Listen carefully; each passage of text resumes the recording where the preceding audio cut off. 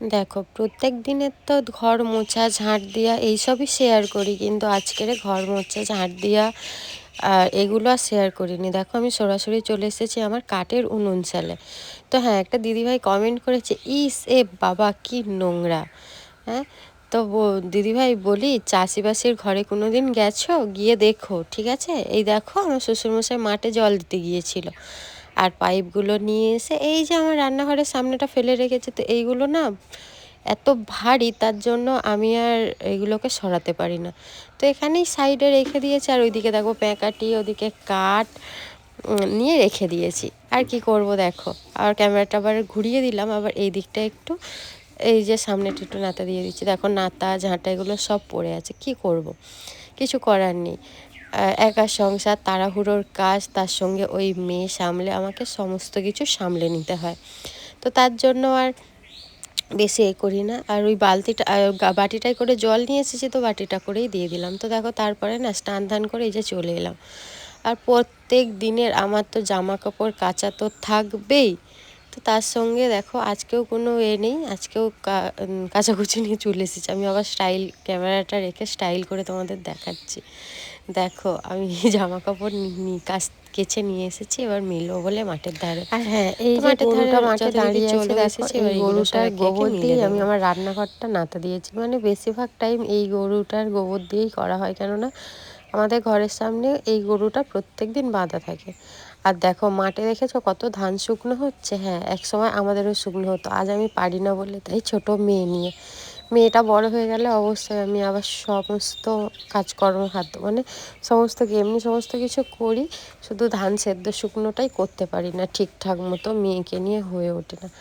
আর একবার তো মজার ঘটনা আছে জানো, যদি শুনতে চাও এই ধান সেদ্ধ নিয়ে, অবশ্যই জানিও, আমি জানাবো। সেটা পুরো মানে কি বলবো। তো যাই হোক, বাদ দাও। তো চলো, এবার বাড়ি গিয়ে রান্না বান্নাটা সেরে নেবো। এখন না প্রায় 12টা বাজতে যায় জানো।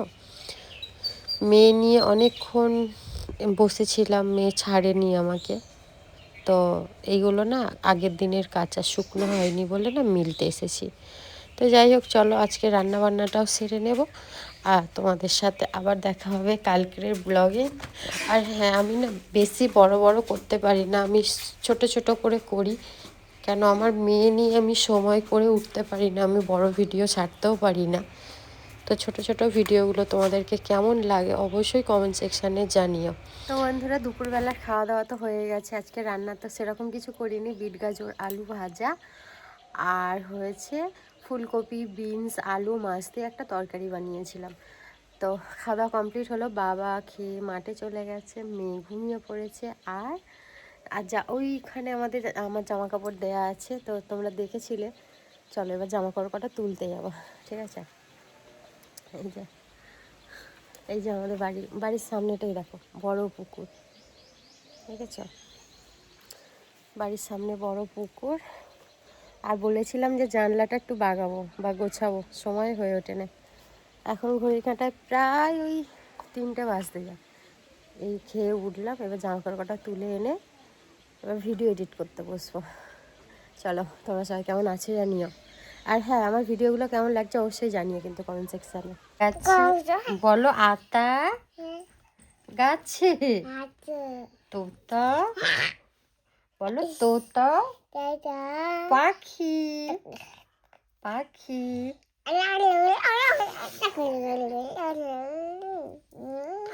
বলো, বলো ডালিম, পড়বে না ওই যে, না, বলো ডালিম গাছে, মুখ, এত ডাকি তবু কথা কও না কেন বউ, বলো কও না কেন বউ, বলো কও না কেন বউ।